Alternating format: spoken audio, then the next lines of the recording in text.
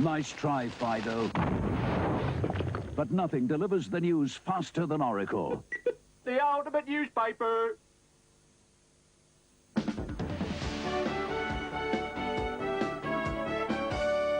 This is Granada in the northwest. Soccer Night is sponsored by Rumbelows, proud to support the best in British football. It's Tuesday. It's Soccer Night on Granada.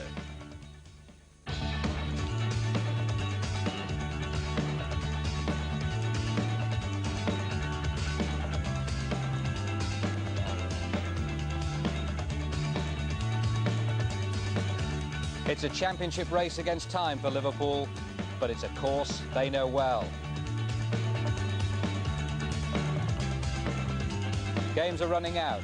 Crystal Palace at Anfield tonight. 3 more to go after that.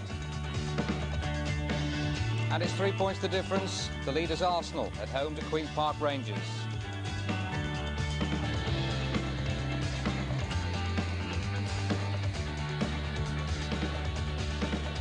Good evening. It's tight at the top, it's even tight at the bottom. 2 important relegation matches as well tonight. Manchester City figure in one of them, where all the pressure was on Aston Villa. Brennan, Quinn, good football again by Manchester City, and right in a dangerous position here, and he scored! Well, that's how it started. You can see how it finished later on. Well, Villa, Sunderland and Luton, one of those 3 will accompany Derby County into the 2nd Division next season. West Ham, already promoted. Oldham still need a point to join them. Only Notts County can now catch them.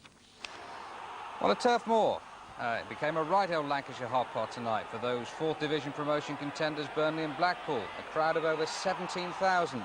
All that and more from the lower regions. But we start at the top, or at least one off the top, at Anfield for Liverpool against Crystal Palace.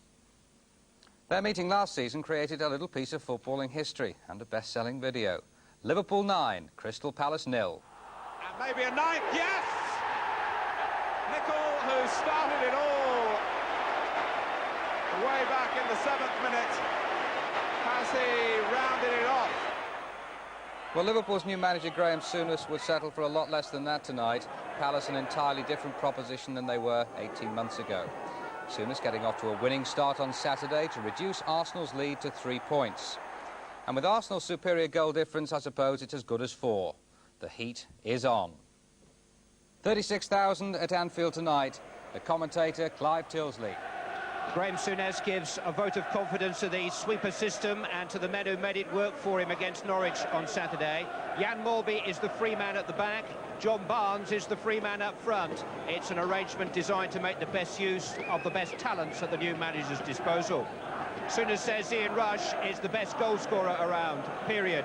Rush has given Chester, Juventus and Liverpool 299 reasons why another goal tonight would be his 300th in club football.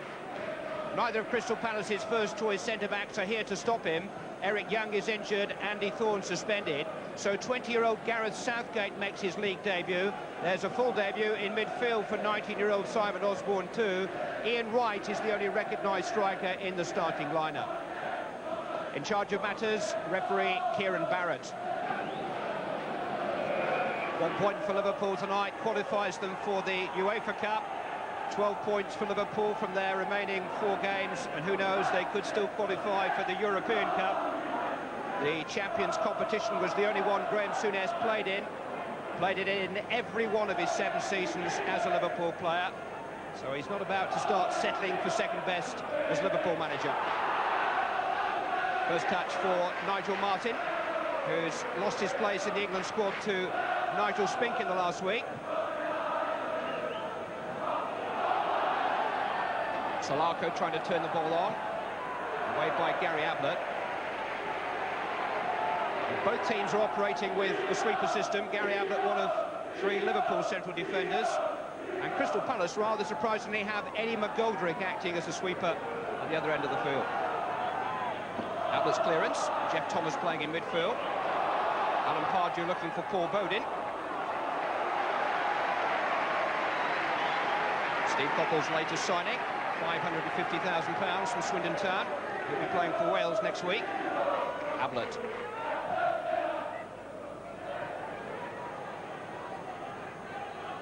McGoldrick sweeping up at the back. He's nominally a right winger, but brand new role in very trying circumstances for Crystal Palace tonight. Even more trying if they attempt any such hazardous back passes. Beardsley was alert to it, but so too was Nigel Martin.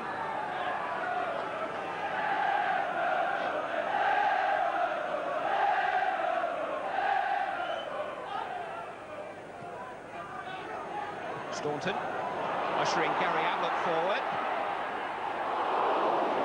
Goal kick. Gary Ablett, who hasn't scored for Liverpool for 4 years now. Scored on his home debut for the club against Nottingham Forest. And we've just passed the 4th anniversary of that occasion, without further addition to his tally. Osborne. Nice run by Osborne, linking up with Bodin. Solako's in there, might fall for Ian Wright. Off balance, but it was a chance. Liverpool undone by the alertness and the willingness of John Solako to cause the problems on the near post from Bodin's cross. He was in front of Grobbelaar, who was unsighted and couldn't hold it, but Wright just couldn't quite steady himself. Liverpool score within 5 minutes of Graham Souness's return to touchline management on Saturday. He's starting down on the bench tonight. Solako. White. Caught by Steve Nicol. A free kick to Crystal Palace. He's such a lithe athlete, Ian Wright. Genuine pace. Elusive with it. Bodin will take the free kick, which Wright has won. Short to Osborne. Here's McGoldrick. Well, it was ambitious, but Bruce Grobbelaar wasn't taking any chances with it. Liverpool goalkeeper had a good view of Eddie McGoldrick's shot, but backpedaling slightly, he was just a yard or two off his line. He just decided to help it over rather than attempt to catch it. McGoldrick winning a corner kick for Crystal Palace. Southgate and Shaw on the near post. Solako looking for them. It's Southgate's flick. Thomas trying to force it on, away by Nicol. Solako again. Ray Houghton across their covering. And Solako's got it back, and here's Humphrey. Good challenge by Barnes. Forced away by Houghton. Ian Rush.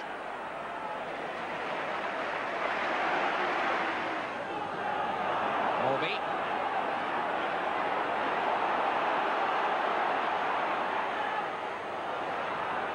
David Burrows.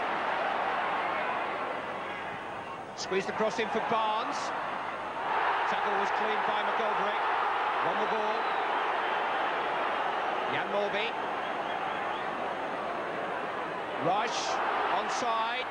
Beaten Martin to it. Knee support. Houghton's waiting. So too Bodin. Well, Nigel Martin was committed there for a moment, and Paul Bolden, his fullback, had to help him out of trouble. Rushed so quickly in to whip the ball away from the goalkeeper and square it. And all that resulting from Jan Morby's willingness to get forward. Here's Steve Nicol. Blocked by Bodin again. Brought away by McGoldrick, only as far as Staunton. In towards Gary Gillespie, who's still forward. This wouldn't drop for him. Pardew's clearance. And Liverpool are turning up the heat down at the Kop end. It's the stiffest examination for Crystal Palace so far. Beardsley. It's all hands to the pumps at the moment. Ian Wright making the tackle.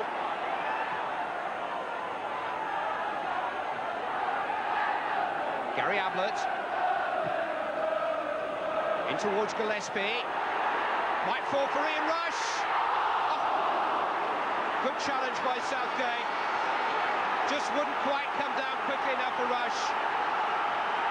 And Southgate managed to make the last-ditch challenge.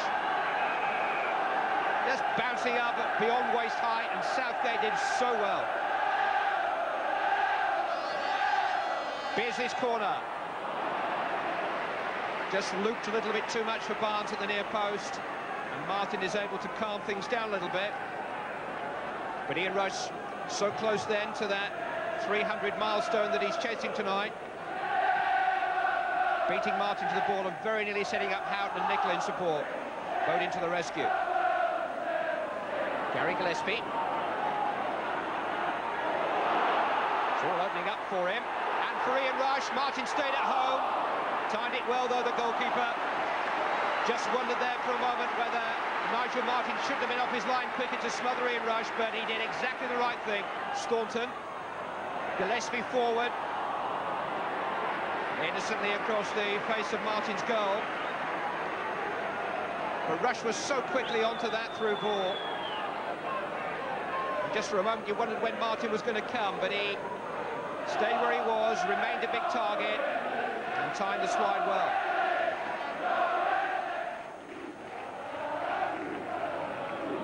Barnes, Houghton, Burrows on the run, and he's got Humphrey struggling a little bit here. Cross maybe a wee bit too early for Beardsley. Away by Richard Shaw.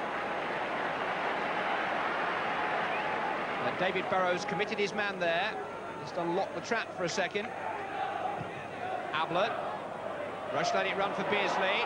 On again. Ian Rush! Oh, what a goal by Ian Rush! And what a moment for him. His 300th goal in club football. It's one of the best that he scored for a long, long time. What a superb strike. A little exchange of passes with Peter Beardsley. And he dropped so invitingly for Ian Rush. And he slammed it into the corner.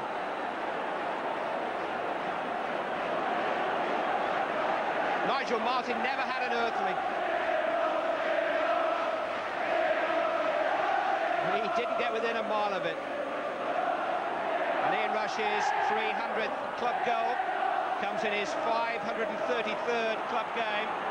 And if that sounds a bit of a mouthful, that's about 4 every 7 matches. What a rate. Gary Gillespie. Beardsley. Nicholl. Gillespie's forward again. Beardsley. Cleared by Osborne. Given away by Beardsley. Right flicking onto Solarco. Run back by Gary Ablett. Gary Gillespie's just offside. But I would think that Graham Souness would like this half to go on for a while yet. They're playing stoppage time at the end of the first half, and Liverpool have really got the bit between their teeth in the 4 minutes since Ian Rush gave them the lead. And the half-time team talk may be a little more sobering than it was going to be. There's been no better passer in the red shirt of Liverpool, and Liverpool have turned in a good passing performance for him. The vital-headed pass from Peter Beardsley fell kindly for Ian Rush to smash in his 25th goal of the season and give Liverpool the lead 4 minutes before half-time and keep up the pressure on Arsenal in this absorbing title race. The half-time score, Liverpool 1, Crystal Palace 0.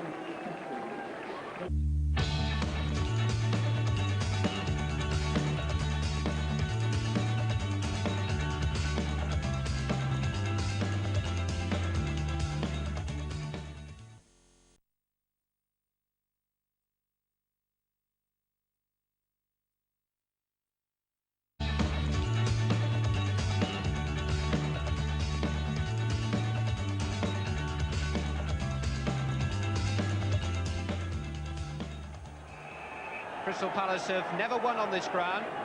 They haven't even managed a goal in their last 4 league visits. Liverpool's home record, the cornerstone on which Anfield title seasons are traditionally built. Just 1 home defeat last season, 1 in 88, none in 86. That's the standard. But in the last couple of months alone, Arsenal and Queen's Park Rangers have won here. 10 home points dropped since the turn of the year. It just could prove the difference. Ray Houghton.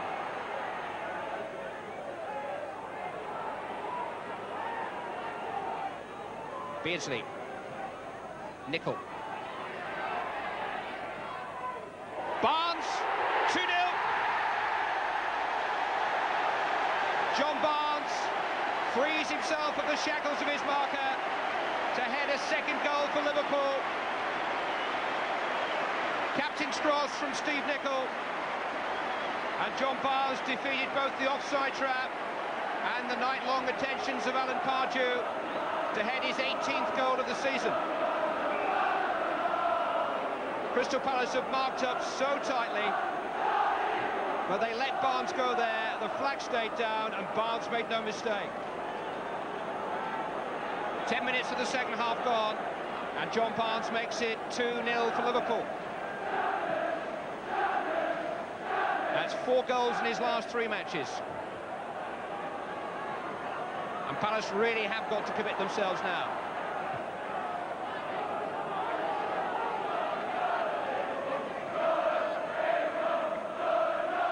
The substitutions being made, and young Simon Osborne's night comes to an end, and the far more experienced Gary Thompson replaces him. And that's company for Ian Wright up front. Gillespie. Solarco first to it. Hangathor, Gary Thompson. Robillard couldn't quite gather it at the first attempt. He may just have carried it outside the penalty area at the second. Referee standing and watching, happy for play to continue. And Liverpool have Barnes and Ablett to spare to dig themselves out of a bit of a trench. And here they come on the break with Houghton. And here is Barnes again.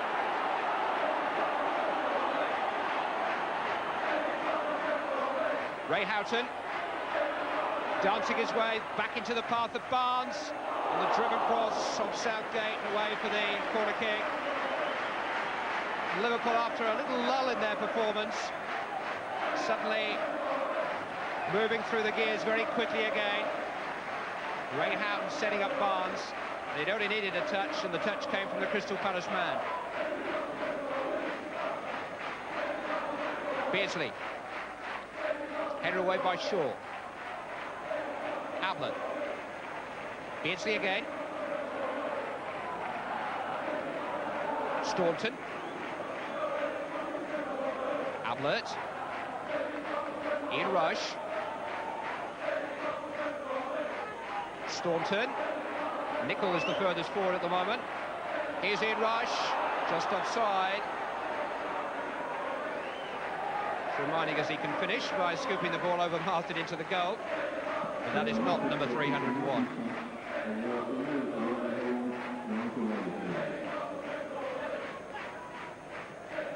Collymore.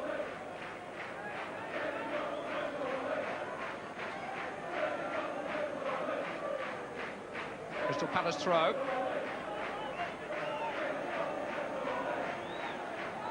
McGoldrick.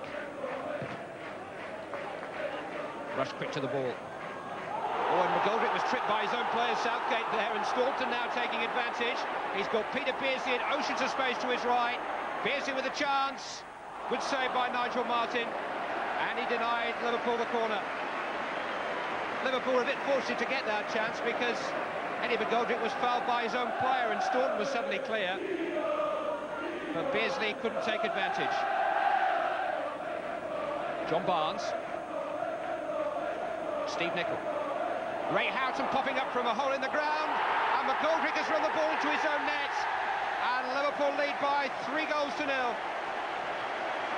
Ray Houghton with that pop-up run made it possible, but Eddie McGoldrick, who's had a great night really for Crystal Palace, could do nothing but turn the ball into his own goal.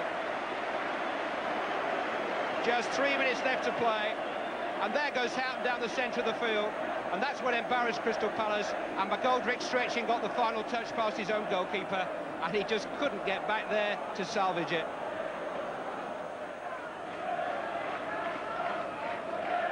But it's been a very smooth and authoritative Liverpool performance. Crystal Palace have come a long, long way since the early throes of last season when they were routed here. They're not quite far enough yet.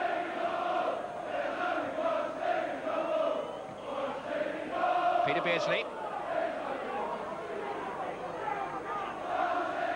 Barnes. Beardsley again. Now they're going to finish with a flourish. Ian Rush. I wonder if Nigel Martin has anything to do with it. Smart save, but a very, very smart attack. Here's Collymore. Mulvey against Wright, which is a bit of a mismatch for pace, but Jan Mulvey just got there and got a kick in the bargain.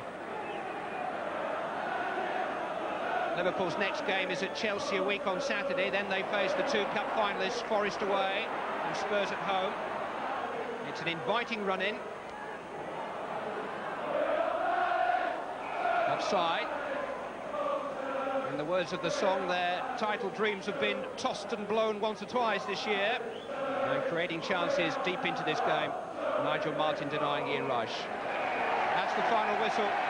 Liverpool turn up the title heat another notch. Graham Souness notches the second win of his first week in charge of the Anfield title charge. Ian Rush scores his 300th club goal, the best of the night. John Barnes made it 2 with his head before Eddie McGoldrick's own goal sealed it. Another 11 days will pass before Championship hostilities are now renewed. Time enough for Arsenal to feel the pressure of this result. Liverpool 3, Crystal Palace 0. Thanks, Clive. Well, that is only half of the story tonight, so it's straight over to Highbury for Arsenal against Queen's Park Rangers, a crowd of over 40,000. And commentator Brian Moore. 20 years ago, Don Howe helped Bertie Mee plot Arsenal's League and Cup double triumph, but tonight Don's emerging QPR side aim to put the Championship skids under his old club. It's a fascinating prospect, with Arsenal having experienced a slight wobble, and even David Seaman, who's been a giant all season in goal for the Gunners, looking human after all. Well, David naturally takes his place in the Arsenal side that sees the return of Anders Limpar to the left flank. He was left out after that Cup semi-final defeat. David Hillier returns to the midfield after missing 2 matches with a gash leg, but there's no place for Michael Thomas. Queen's Park Rangers, meanwhile, have defender Alan McDonald in the side, his second match after a 5-month layoff with injury. He'll be marking Alan Smith, so a number 9 then playing in defence, and number 5, Darren Peacock, leaving his defensive duties to play up front in the continued absence of Les Ferdinand. Peacock, an occasional striker with his previous club, Hereford. Paul Parker continues his comeback as one of the subs. Referee tonight, John Moles of Erith in Kent. And as you would expect, a noisy partisan crowd here tonight for this local derby, which is so crucial for Arsenal. So Arsenal get us underway. Davis, for the moment, lost that ball, but Tony Adams was behind him. Arsenal just about the most consistent side in the First Division this season. No, really, the Championship battle is firmly in their hands. 3 wins in the last 4 will carry with it the title, whatever Liverpool do.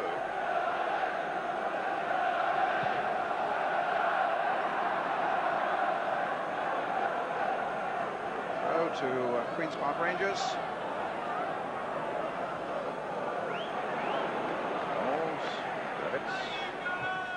Donald playing it to Peacock, adjudged offside. That must have been a close run thing, because Winterburn was hanging back a little bit. A free kick to Arsenal. Stuart Houston is the coach here at Highbury, George Graham's right-hand man. Just curling a good ball here for Winterburn. Merson still staying on this left-hand side with Limpar away on the right. Here's Merson. And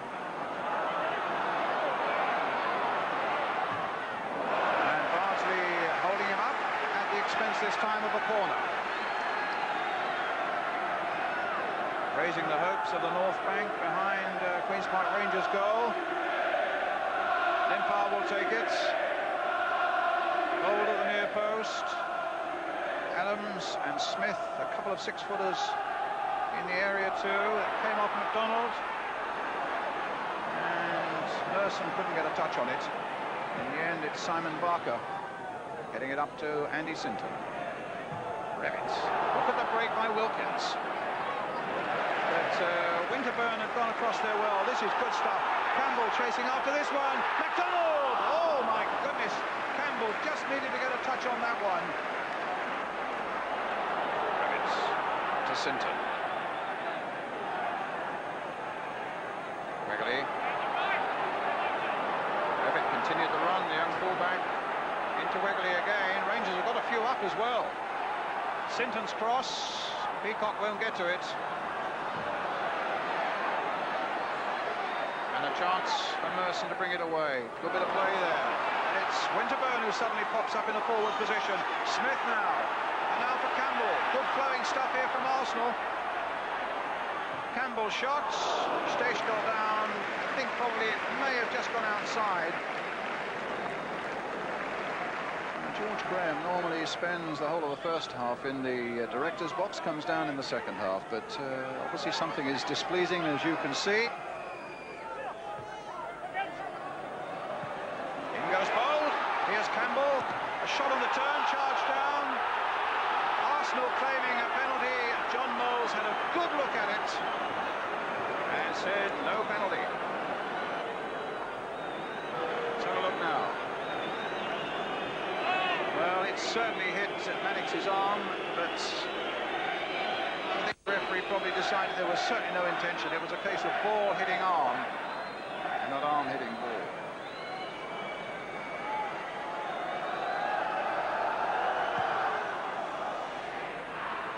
But Arsenal certainly looking good form at the moment.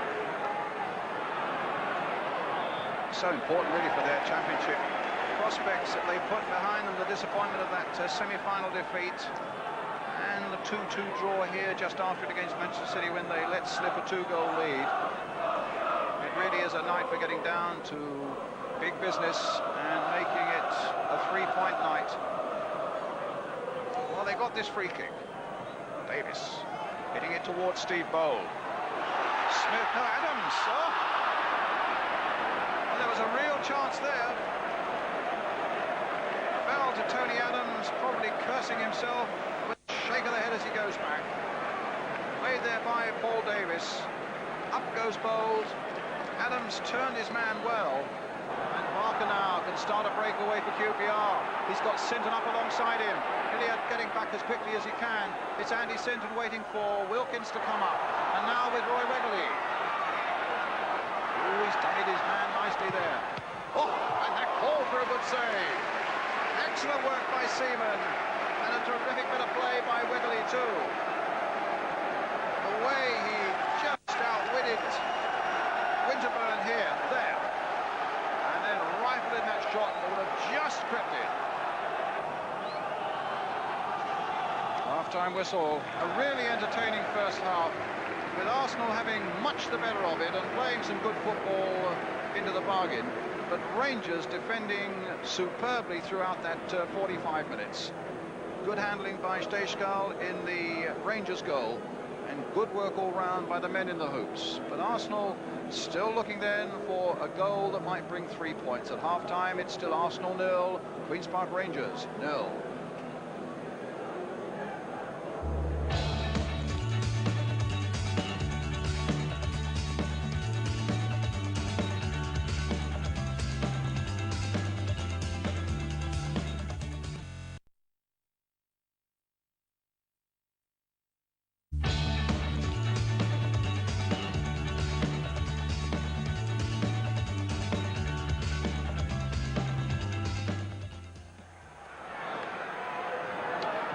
Rangers get the second half underway in those hoop shirts. Arsenal with 3 games left in their quest for this championship. Peacock playing it forward, 2 at home against Manchester United and against Coventry City, 1 away from home against Sunderland. 4 for Smith, and now for Campbell's on the chase. Kevin Campbell chasing hard, and Stejskal at all, the goalkeeper there.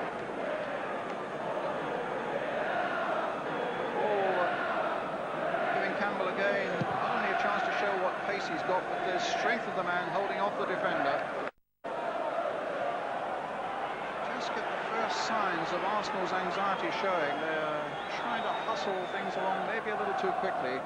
It's a patient game they have to play. There's still plenty of time for them to get this all-important goal. It's with Davis now. A penalty given. A penalty given for the foul on Paul Davis. It's Davis, and it's Tilson who brings him down. And Lee Dixon, with 5 goals this season, 4 of them from the penalty spot, who has to face Jan Steškal. Wilkins giving the Czech goalkeeper a little bit of advice. So the pressure still builds on Lee Dixon. A crucial moment this in Arsenal's season. Dixon with the shot, and a goal!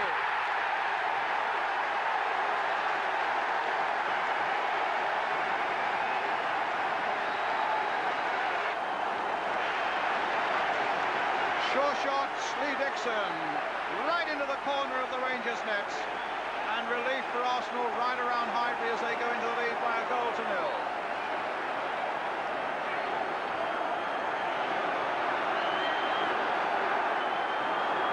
Brevitt with the clearance now for Rangers. And it came, as I was saying, at just the point when you suspected that Arsenal were getting just a little too anxious.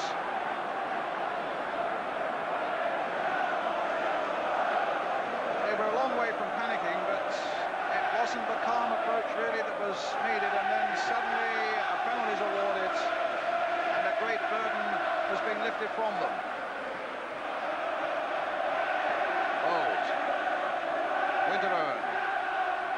Limpar. Winterburn. Limpar. Still with Winterburn down that left-hand side. Smith with a header. Good play again by Arsenal. Sinton. And Brevitt in quickly, Arsenal's throw. It was a great run here by Winterburn and by Limpar, and the flick header by Smith easily held by the keeper.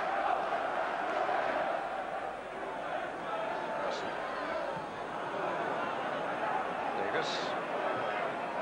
Oh, he's got Dixon in here. No penalty given there.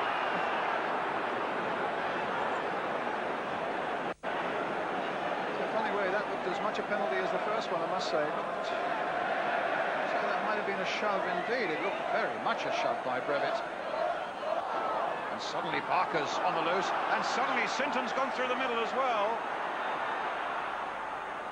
But Davis was there just stopping that ball from getting through to Peacock on the far side. And Arsenal certainly must be aware of that sort of breakaway as a possibility.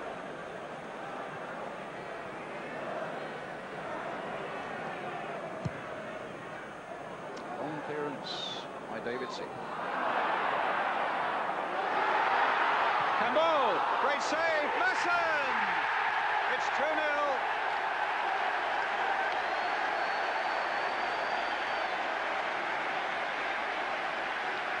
Well, Campbell suddenly in the clear. A thundering shot, superbly saved by Steškal. Suddenly it bounced for him beautifully there. What a good bit of goalkeeping. And Merson just there to pick up the pieces. And Arsenal 2 ahead.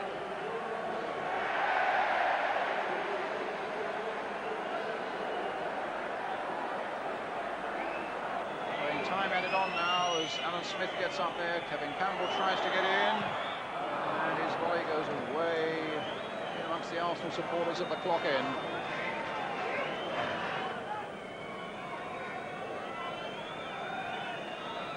Another look at the watch. There goes the final whistle. A vital victory for Arsenal by 2 goals to 0. They really steamrolled over Queen's Park Rangers over 90 minutes. They played some good football in the process. There's no disputing that. They were just beginning to look a bit anxious when the penalty award came, and Lee Dixon slotted that one home early in the second half. And then Paul Merson added a second soon after it, after an excellent save by Steškal from Kevin Campbell. Arsenal, for all the pressure, deserved the victory, but a lot of credit too for the battling qualities and the team spirit of Queen's Park Rangers. Final score then here on this crucial night in the League Championship. Arsenal 2, Queen's Park Rangers 0. So it's still 3 points. Liverpool are at least guaranteed to be playing in Europe next season, that's for sure now. Probably in the UEFA Cup, possibly in the Champions Cup. It all depends on the next 3 games. Liverpool have got 2 away compared to 1 for Arsenal, but Liverpool do play the 2 FA Cup finalists, Forest and Spurs. Maybe catching them at the right time will be important. Who knows? But the destination of the Championship depends on Arsenal. I believe I've got the best footballers, and I just feel maybe some of them this season have been feeling sorry for themselves. It's been a traumatic season for Liverpool Football Club. People forget we played 35 games and lost 1. I mean, that is very, very consistent. And, you know, it would be nice to sort of win a few more games that we've drawn, but then the league would have been won. So we're setting this finish up, you know, for the good of football, you know. We have 3 games left, and we must win all of them, hoping that they slip up. But at the end of the day, we've now qualified for Europe, which is a big thing for this club. They've been missing for too long, and I think they're feeling throughout European football, not just British football. We want to delight because Liverpool have been missed on the European scene. Well, if there were awarded points for style, Liverpool would be that little bit closer tonight, but it remains 3 points with a superior goal difference for Arsenal. Well, thankfully, we can take a detached view of the relegation scene in the First Division. Derby are already down. Either Luton, Sunderland or Aston Villa will join them. Villa at home to Manchester City tonight, who actually sealed Derby's fate on Saturday due to extraordinary circumstances. Niall Quinn's 20th goal of the season was the prelude to a remarkable sequence of events that saw Tony Coton sent off and Quinn saved Dean Saunders' penalty. Brilliant piece of goalkeeping. The big fella was back up front at Villa Park tonight. The commentator is Alan Parry. City in the light shirts going from right to left. And Tony Coton with the free kick.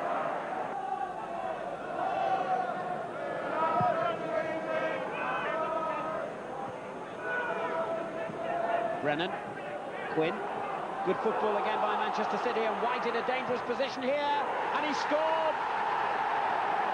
David White has given Manchester City the lead. Only 5 minutes gone. And the warning signs were there even before the ball went into the net. White had already got himself into a good position moments before this and caused problems to Nigel Spink with a cross on the near post.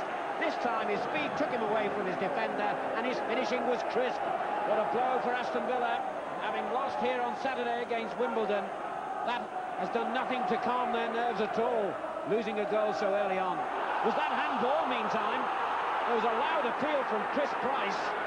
They're still complaining, the Aston Villa players. And watch out for the player in the penalty area here. I think it was Brennan.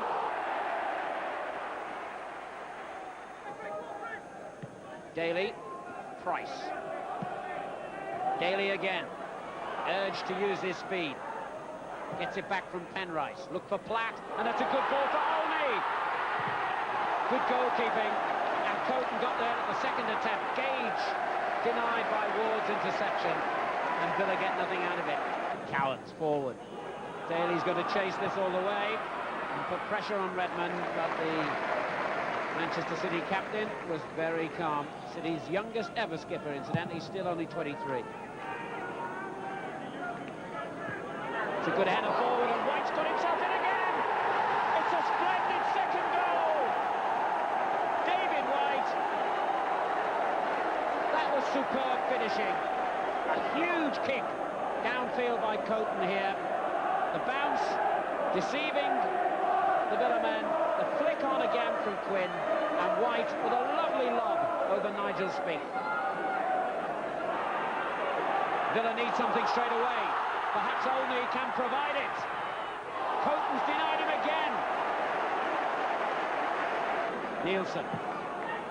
Good ball. Platt's onside. Oh, dear me. David Platt can't believe it. That ball seemed destined for the back of the City net. Ward. Heath. And Poynton outside him. Good football from Manchester City. And And in it goes again to the far post to Quinn. He looked for White. It breaks to Ward. Oh, tremendous effort. When the ball was nodded down by Quinn, Ward caught that with venom. Ward. White is onside. Brennan and Heath arriving in the middle. Brennan! It's 3-0. It again stemmed from the pace of David White. This time in a wide position on the wing, looking up and delivering the perfect ball. Heath let it run on. Brennan side-footed it home. Now it's Penrice. Unlucky. Hill just took it off his foot. He's still battling away. Oh, it's... No! It's a penalty, is it?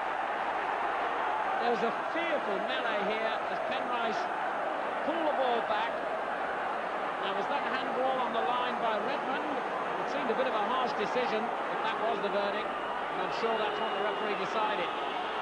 Coton faces a penalty. David Platt taking it. And getting the goal. Villa pull one back. Coton dismayed at the award and dismayed at almost keeping it out. He got his fingers to it, but David Platt made sure of success for the 7th time this season from the penalty spot.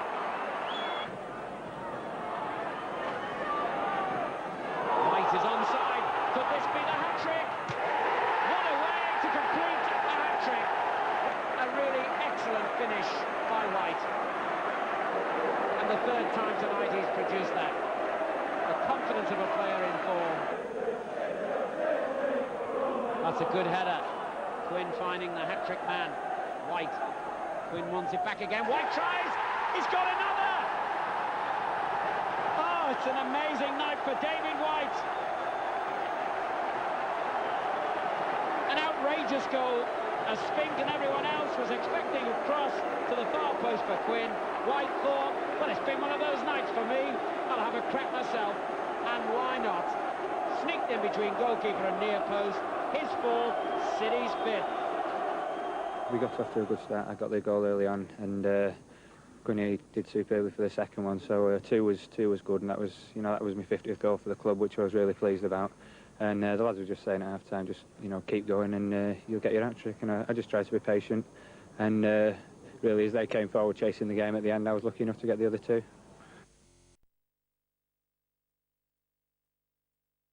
Magnificent. Well done to David White tonight. Well, here are the other results in the First Division. Already relegated: Derby 0, Leeds 1, Carl Shutt, Sunderland 0, Wimbledon 0. Kevin Ball of Sunderland was sent off. Indeed, Sunderland would have moved out of the bottom 2 had they beaten Wimbledon tonight, but Luton and Aston Villa are still vulnerable. They could still go.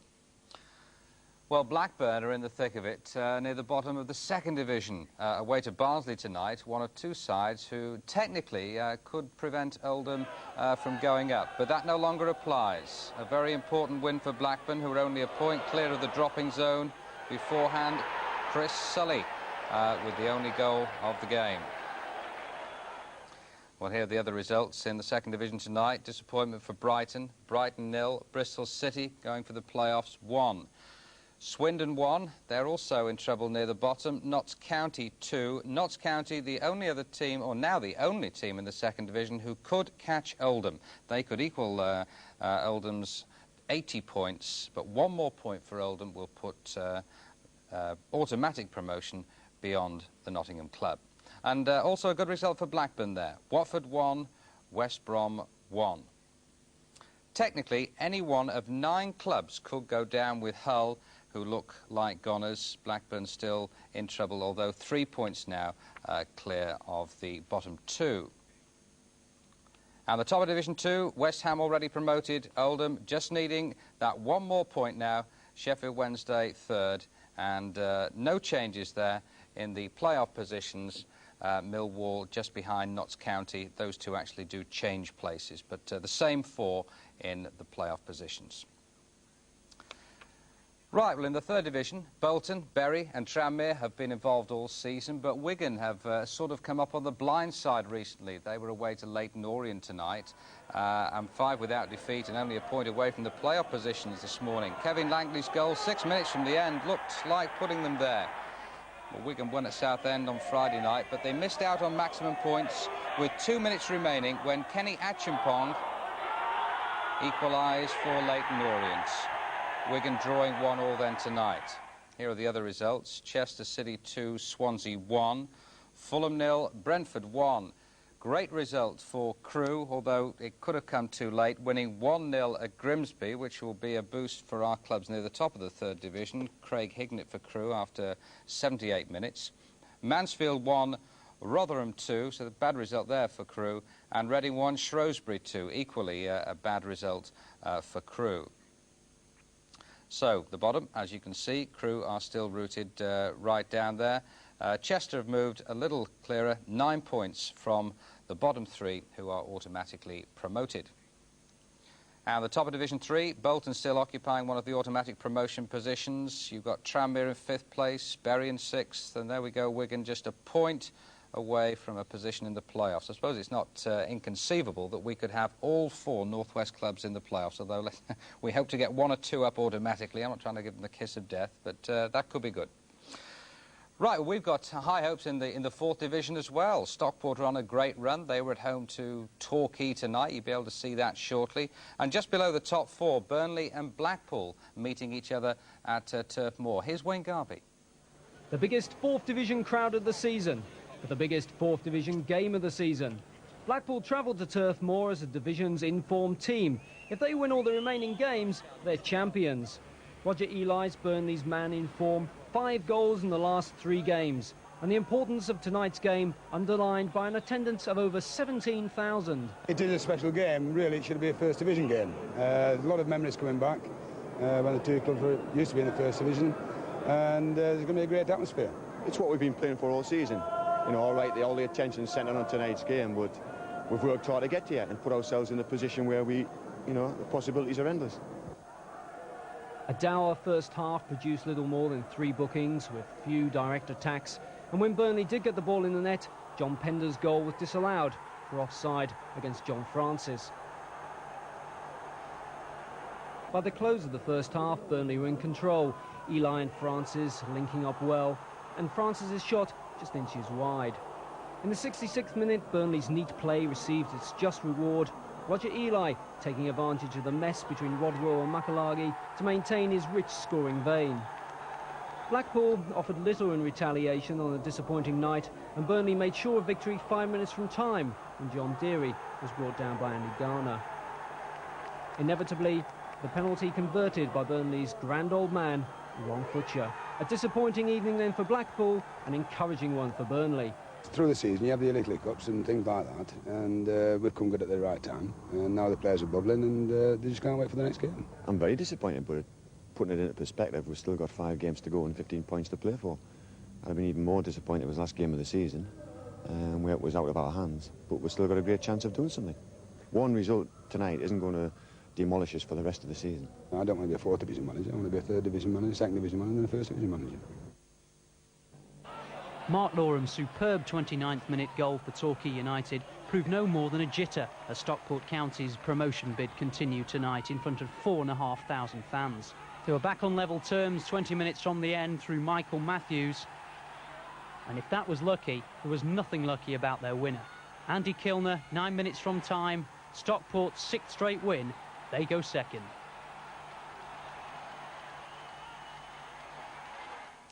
Alistair Mann reporting. Here are the other results in Division 4. Aldershot 1, Chesterfield 0. Doncaster 1, Halifax 2, another for Steve Norris. Peterborough 0, Scunthorpe 0. Rochdale 0, Hartlepool 0, 2 teams near the top.